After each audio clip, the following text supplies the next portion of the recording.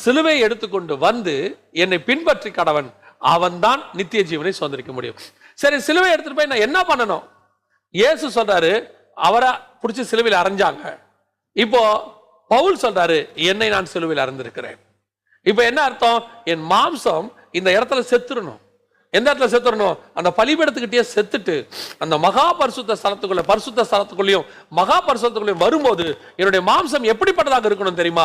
முழுவதுமாக சாகடிக்கப்பட்ட வழியில் எனக்குள்ள கர்த்தர் இந்த உலகத்தில் உண்டானக்கூடிய கண்களின் இச்சை, ஜீவனத்தின் பெருமை, மாம்சத்தின் இச்சை, இது எல்லாம் அந்த இடத்துல சாகடிக்கப்பட்டு நான் உள்ளே பிரவேசிக்கும் போது மரித்தவனாக, உலகத்துக்கு மரித்தவனாக, கிறிஸ்துவுக்குள் பிழைத்தவனாக, சரீரத்திலே மரித்தவனாக, ஆவிலே உயிர்ப்பிக்கப்பட்டவனாக நான் உள்ளே பிரவேசிக்க வேண்டும்.